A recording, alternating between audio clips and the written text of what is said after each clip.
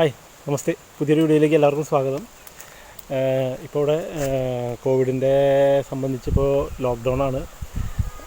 June 9 വരെ ഇപ്പോൾ നീട്ടിയിട്ടുണ്ട്. അപ്പോൾ വേറെ പ്രത്യേകിച്ച് പണിയൊന്നുമില്ല. ഇപ്പോൾ ഡെലിവറി കാര്യങ്ങളൊക്കെ കുറച്ച് കുറവാണ്.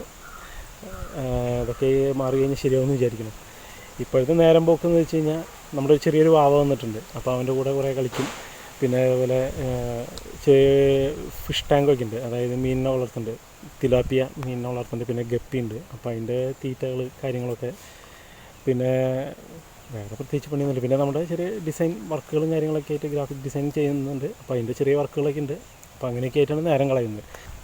അപ്പോൾ അതിൻ്റെ ഇടയിൽ ഞങ്ങളൊരു പക്കോട ഉണ്ടാക്കി. നമ്മൾ സാധാരണ ഹോട്ടലിലൊക്കെ കഴിക്കുന്നത് തന്നെയാണ്. അപ്പോൾ നമ്മളത് വീട്ടിലുണ്ടാക്കി നോക്കി. സംഭവം വളരെ ടേസ്റ്റിയാണ്. അപ്പോൾ നമുക്കത് ഉണ്ടാക്കുന്നതിൻ്റെ വീഡിയോ ഒന്ന് കാണാം. വളരെ സിമ്പിളാണ്. നമുക്ക് 4 മണി നേരത്തൊക്കെ ചായയുടെ കൂടെയൊക്കെ കഴിക്കാനായിട്ട് പെട്ടെന്ന് തന്നെ ഉണ്ടാക്കാവുന്ന ഒരു സംഭവമാണ്. ഒരുവിധം ആൾക്കാർ ഉണ്ടാക്കുന്നുണ്ടാവും, നിങ്ങൾ പലരും ഉണ്ടാക്കുന്നുണ്ടാവും. എന്തായാലും നമുക്ക് ആ വീഡിയോ ഒന്ന് കാണാം.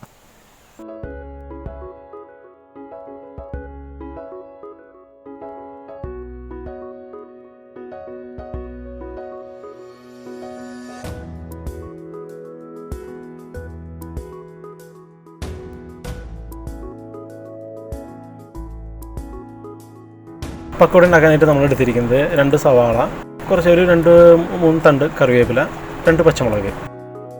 ഇനി നമുക്ക് മെയിനായിട്ട് അതിലേക്ക് കിടക്കാം. പക്കോട ഉണ്ടാക്കാനായിട്ട് എടുത്തിരിക്കുന്നത് 150 ഗ്രാം കടലമാവ്, അതുപോലെ 100 ഗ്രാം മൈദ.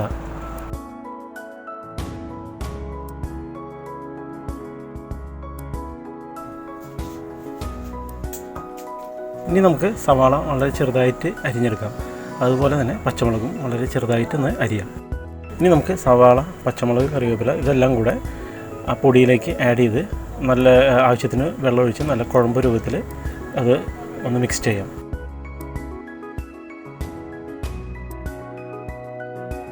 ഇതുകൂടാതെ ചെറിയൊരളവിൽ മഞ്ഞൾപ്പൊടി, മുളക് പൊടി, പിന്നെ അതൊന്ന് കുറച്ച് വീർത്ത് വരാനായിട്ട് കുറച്ച് അപ്പകാരം നമ്മളിതിൽ ആഡ് ചെയ്തിട്ടുണ്ട്.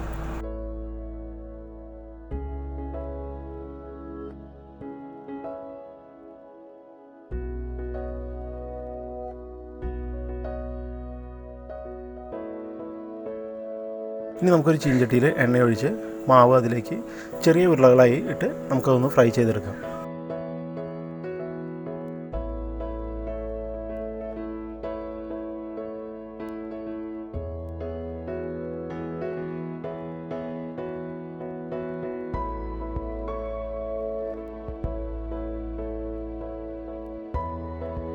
ഏകദേശം ഒരു ഗോൾഡൻ കളറാകുമ്പോൾ നമുക്കതൊന്ന് വറുത്ത് പോരാം.